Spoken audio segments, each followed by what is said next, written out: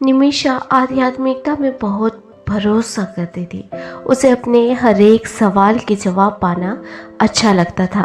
उसे अपने उच्च स्वर से जुड़ जाना अच्छा लगता था। ये बात है कोरोना के कारण हुए लॉकडाउन के दिनों की, जब निमिषा और सारे स्टूडेंट्स को और साथ में सारे लोगों को अपने अपने घर में कैद हो जाना पड़ा था।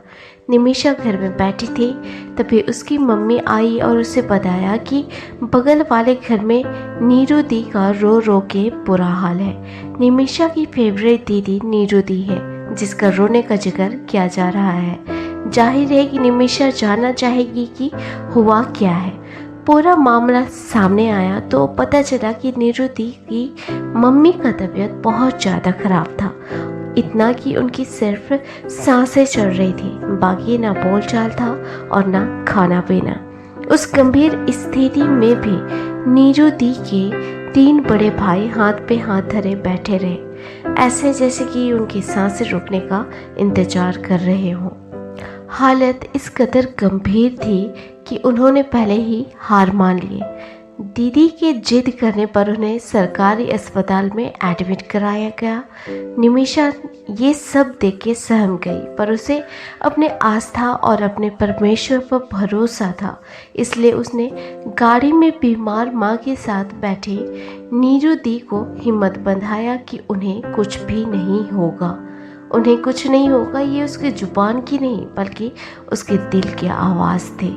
अब हर दिन निमिषा 2 से 3 मिनट के लिए एकांत में खड़े हो जाते, आंखें बंद करते, ठंडी हवा को इधर से उधर गुजरते महसूस करते।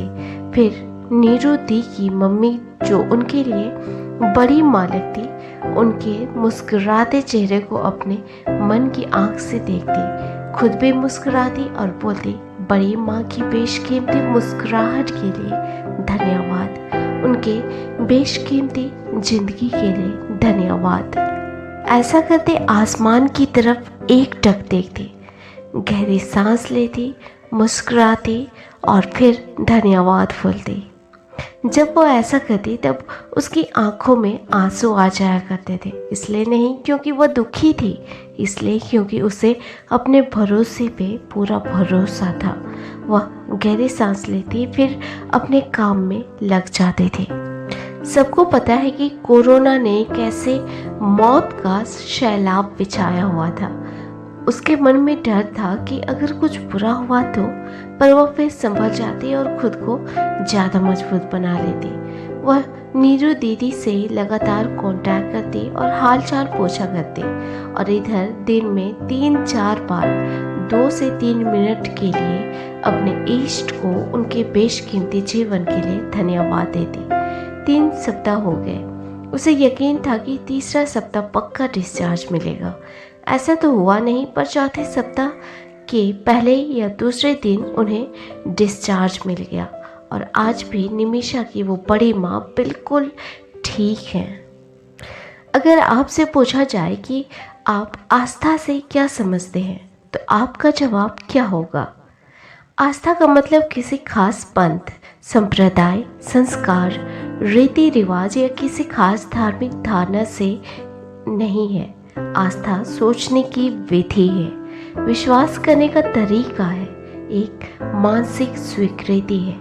आपके अवचेतन मन में ईश्वरीय प्रज्ञा की समझ है, जो आपकी आस्था और विश्वास पर प्रतिक्रिया करती है।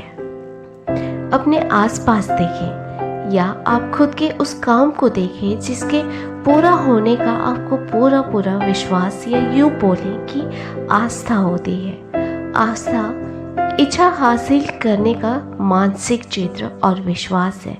जब आस्था को विचार के कंपन के साथ मिला दिया जाता है तो अवचेतन मन कंपन को तुरंत ग्रहण कर लेता है और इसे इसके आध्यात्मिक समतुल्य में बदल देता है और इसे असीम प्रज्ञा तक पहुंचा देता है। आस्था सभी चमत्कारों और सारे रहस्यों की आधारशिला है, जिसका विश्लेषण विज्ञान के नियमों द्वारा नहीं किया जा सकता। आस्था असफलता का एकमात्र ज्ञात उपचार है। प्रार्थना के साथ मिश्रित आस्था व्यक्ति को सीधे असीम प्रज्ञा के संपर्क में पहुंचा देती है। आस्था किसी व्यक्ति के सीमित मन से उत्पन्न विचार के सामान्य कंपन को इसके आध्यात्मिक समतुल्य में बदल देती है। आस्था एकमात्र माध्यम है जिसके जरिए असीम प्रज्ञा की ब्रह्मांडीय शक्ति का दोहन और इस्तेमाल किया जा सकता है।